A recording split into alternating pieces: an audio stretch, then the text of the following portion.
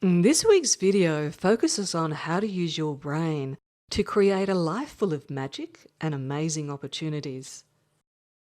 Located in your brainstem is what is known as the reticular activating system, or RAS as I like to call it for short. RAS's role can be likened to a huge gatekeeper which screens out most of the incoming data from the environment you live in. The reason why it does this is that at any one time you are surrounded by 2 million bits of data, but your brain only has the ability to process 147 bits at any given time.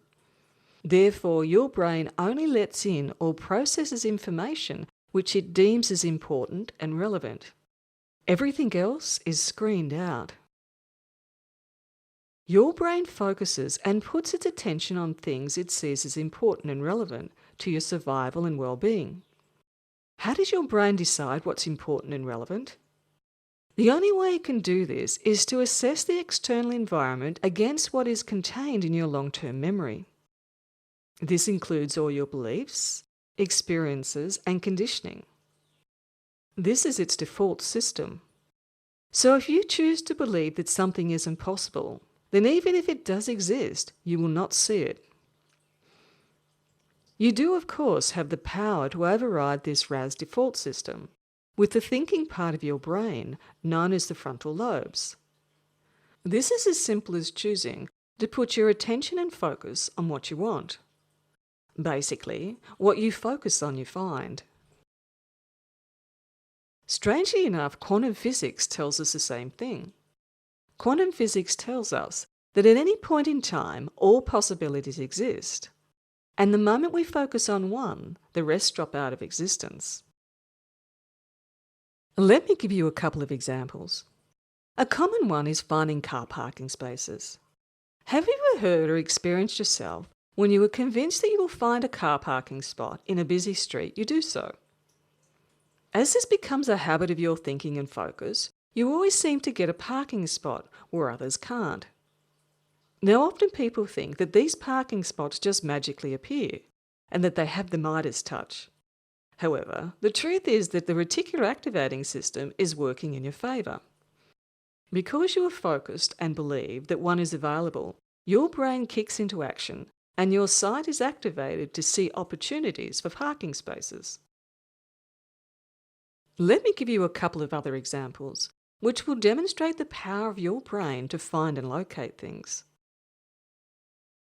Some years ago, when I was working for a large international company, I had the opportunity to spend a few weeks overseas working on an assignment.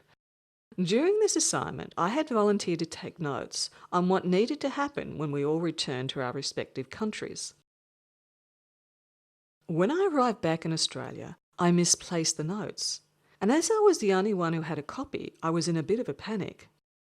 So I decided to apply the same concept I used to finding parking spaces and lost keys to finding these notes. Back then I didn't know about RAS, and just thought I had this ability to conjure up lost items. So within an hour of what I termed casting it out there, I decided to walk into my training staff's office and open one of the cupboards where we stored training books and other reference material. Sitting on one of the shelves was a stack of papers about 18 inches high. I placed my hand roughly into the middle of the pile of papers, and lo and behold, I pull out the missing notes. At the time, I thought I was an absolute genius. These days, I'm a little more humble and understand that it is my brain's ability to see and find things that I focus on. Now, you may be wondering how my brain did that. Your RAS works at an unconscious level. And remember, at any given time, we are surrounded by 2 million bits of data. But the brain cannot process that amount of information at once.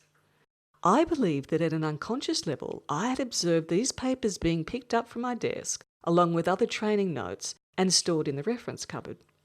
When my focus was placed on finding the notes, my RAS kicked into action and led me right to where I could find the missing notes. Let me give you another example. I would often talk about the missing notes and RAS in my mindset training. In one example, one of the participants on the program shared with me his story of how he used RAS after attending the program. He was at the beach and he noticed that this young boy was upset and crying. He asked the young boy what was wrong, and the boy explained that he had lost his good swimming goggles, and his mother was very upset with him. "No worries," he says to the young boy, "I will find your goggles."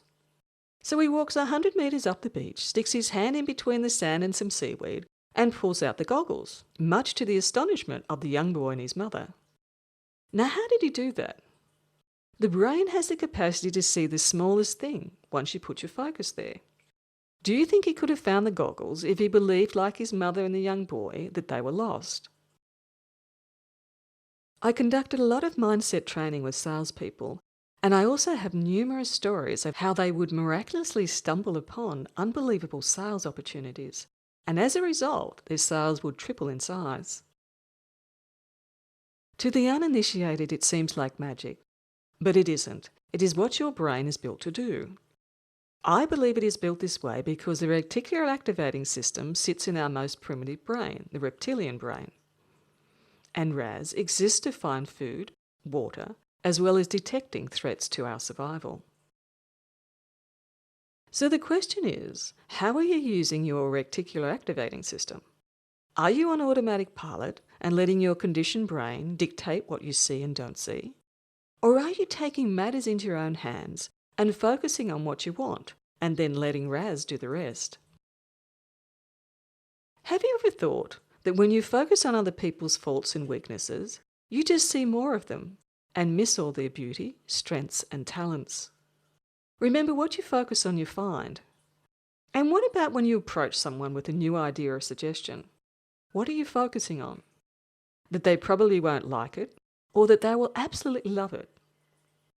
If it is the former, you will find your attention drawn to all the signs that they don't like it, and miss the ones where they do. If it is the latter, you will be focused on all the signs that they love it, and miss the ones that they don't. The fact is, in life, there is always a mixture of good and bad. And what you decide to focus on is what you will see and react to. All possibilities exist. You just need to decide where you choose to put your focus and attention, because it will decide the difference between an expansive, full life of amazing miracles and opportunities or one filled with drama and limitations. What will you choose?